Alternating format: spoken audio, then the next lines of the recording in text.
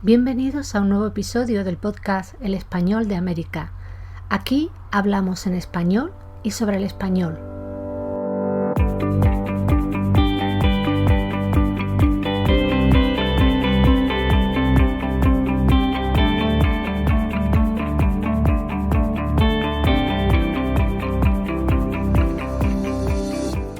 Hola, soy Eva Bravo. Vamos a dar comienzo a un nuevo episodio del podcast El Español de América, un lugar de encuentro para hablar del pasado, del presente y del futuro, de la lengua y la cultura en Hispanoamérica.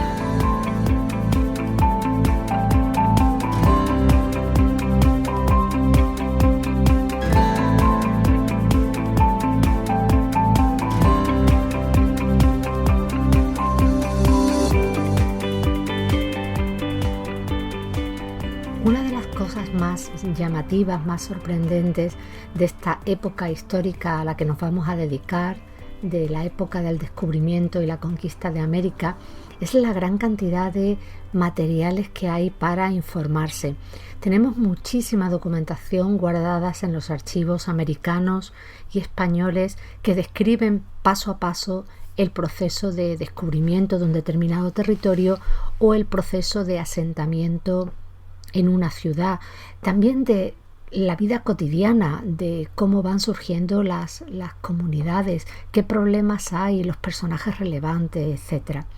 ¿Cómo se crea esta documentación o por qué tenemos tanta documentación? Pues hay causas, digamos, de tipo social, de tipo educativo, diríamos hoy. A partir de la segunda mitad del siglo XV, cada vez hay más individuos que saben escribir. Fundamentalmente coincide con el surgimiento, con la fuerza que tiene un grupo social importante como es la burguesía.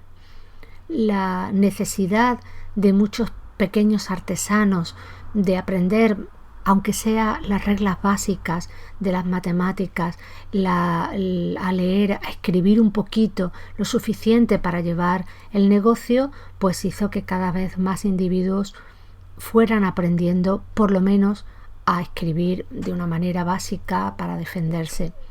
Por otra parte, desde el punto de vista institucional o administrativo, es interesante considerar que la corona española tuvo un especial interés en que se informara sobre lo que estaba ocurriendo en América.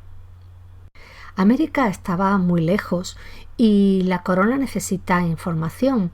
Por otra parte, no se puede confiar únicamente en la información que puedan remitir desde allí las personas que han ido a ocupar un cargo, los administradores, los jueces, los oficiales, porque en muchos casos pues puede ser una información parcial. La corona tenía sus sistemas para controlar el ejercicio de estos individuos, pero en cierto modo era una experiencia. Hay muchos tipos sociales en América y cada uno desde su punto de vista, desde su puesto, desde su experiencia vital, podía aportar informaciones valiosas a la corona para la administración de los territorios, para en definitiva lo que diríamos hoy, para la toma de decisiones. Con esta idea, Carlos I ordenó en una disposición que da el 11 de enero del año 1541 que, cito textualmente, que la correspondencia con las Indias sea libre y sin impedimento. La idea era poder recibir en la península documentación, cartas de cualquier tipo de individuo que escribiera al rey, que se sintiera con libertad para escribir al rey e informarle de cómo iban las cosas por allí. La corona tenía un interés prioritario en disponer de información para poder legislar, para poder tomar decisiones económicas, demográficas, etc. Pero esa información tenía que ser rápida, completa y tenía que ser plural, que la dieran individuos de muy distinta experiencia y también una información fiable. Y una manera de conseguir la fiabilidad era contrastar precisamente las fuentes de información.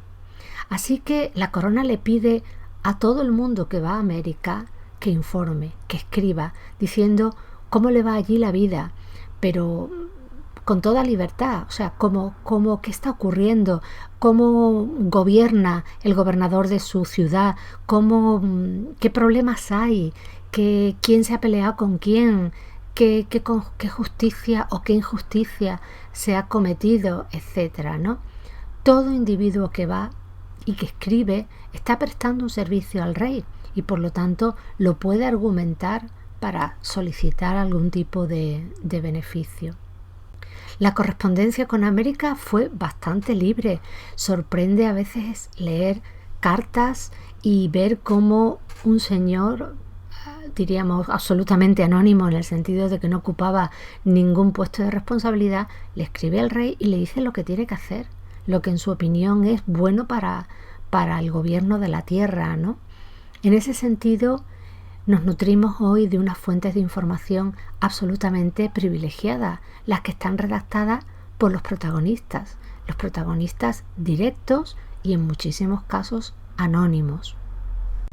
El procedimiento se formaliza años más tarde y lo hará Juan de Obando en el año 1573. Se publican en ese año, concretamente el 13 de julio, unas ordenanzas que se llaman de descubrimientos y poblaciones.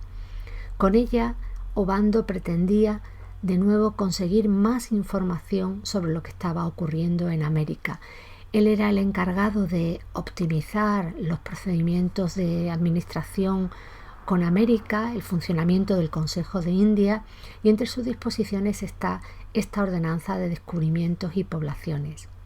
En ella se pide a los descubridores, tanto a los que van por mar como por tierra, que tomen nota, cito textualmente, de lo que vieren y sucediere, y hacer descripción de ello poniéndolo en un libro, y para mayor seguridad y averiguación lo lean diariamente a los que le acompañen, para corregirlo o añadir lo que supieren, teniéndolo todo bien comprobado.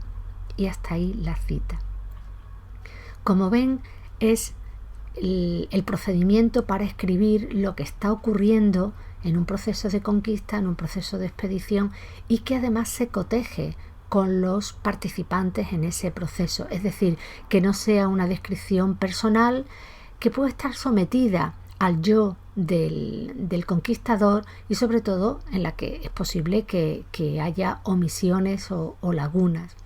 Después de hacer este libro de descubrimiento, el procedimiento requería que se entregara a la audiencia, que es el órgano americano encargado del gobierno de un territorio.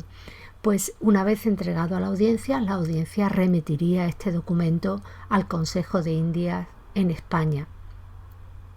Estos datos eran fundamentales no solo para el gobierno, para tomar decisiones sobre la administración americana, sino también para ir elaborando una historia, una crónica que en definitiva diera una información exacta, ajustada a lo que estaba ocurriendo realmente en América, a la dimensión del descubrimiento y de la población que se estaba realizando en ese continente. Fruto de estas dos iniciativas, hay más, pero me centro en estas dos, la libertad para la correspondencia que avala a Carlos I en 1541 y la obligación de todo el que va en un proceso de expedición de informar, según esta ordenanza de 1573, fruto de ambos, como decía, lo cierto es que tenemos una enorme cantidad de materiales que empezó a fluir desde principios del descubrimiento americano hacia la península. Muchos de estos materiales están en el Archivo de Indias de Sevilla y otros están en los archivos nacionales o en algunos casos en archivos locales americanos. La verdad es que sorprende, como decía al principio, la enorme cantidad y la enorme variedad de materiales. Y no solo eso, sino el tono, la libertad con la que muchos de ellos son escritos.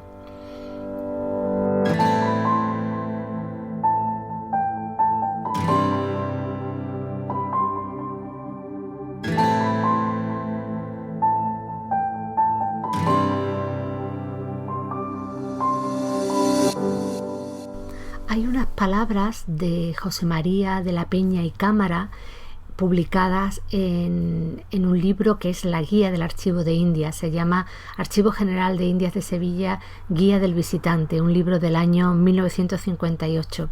Pues José María de la Peña y Cámara recoge así ese carácter de la documentación americana. Son palabras que a mi juicio ejemplifican muy bien lo que es el tono de esta documentación.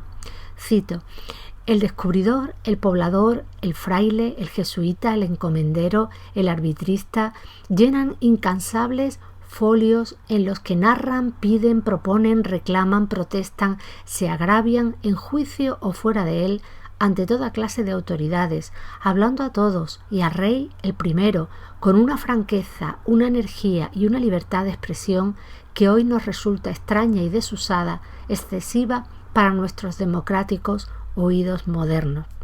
Un texto estupendo, a mi juicio, ya digo, creo que resume muy bien esa sensación tan sorprendente que tenemos cuando leemos documentación americana. Muchas veces pensamos que va a ser un documento formal, jurídico, administrativo, sometido a unos cánones, a un estilo de lengua, y muy por el contrario, a veces son documentos que expresan de una manera muy directa el pensamiento del autor de ese documento y de una manera muy libre teniendo en cuenta de que escriben conscientes de prestar un servicio a la corona. Pues gracias a esta facilidad que daba la propia corona para que todo individuo que fuera a América se sintiera con la libertad e incluso la obligación de informar, gracias a ello tenemos hoy un enorme fondo documental que nos cuenta en primera persona y en el momento en que ocurren los hechos, cosas no solo grandiosas, importantes, no solo hechos relevantes del descubrimiento y de la conquista de América, sino también muchos datos de la vida cotidiana, muchos datos del día a día, de cómo se estaba desarrollando la vida en una ciudad o cuál era el comportamiento de los vecinos, etc. La documentación de los archivos americanos guarda verdaderos tesoros y sobre todo verdaderas informaciones fidedignas al día a día de los hechos. En este caso, pues no solo un investigador de la historia o de la historia de la lengua, sino cualquier individuo, cualquier persona con interés en este tema tiene acceso a fondos absolutamente interesantes. ¿Quieres conocer más de tu ciudad? Puedes ir al archivo, puedes leer documentación. Bueno, en este podcast y sobre todo en mi web te enseñaré también a leer textos históricos si es que la letra te resulta un poquito difícil o no sabes muy bien cómo hacerlos. Los archivos guardan información de primera mano, en muchos casos relacionado con tu localidad, con tu pueblo, con tu ámbito o incluso con tu familia. Creo que es una oportunidad para todos conocer material de primera mano. Así se hace la historia y así construimos nosotros la historia de la lengua, sobre fuentes fidedignas escritas por individuos de muy distinta condición social. Por eso podemos saber, por eso puedo contarte mucho sobre la lengua en el siglo XVI, sobre cómo se hablaba en el siglo XVI en España y en América, porque tenemos mucha variedad de documentos que nos hablan sobre la lengua de la época. Hasta aquí el episodio de hoy. Muchas gracias por compartir tu tiempo conmigo. Me despido hasta un próximo episodio y hasta entonces puedes dejarme tus comentarios y sugerencias a través de la página web evabravogarcia.com o de las redes sociales. Un saludo y hasta pronto.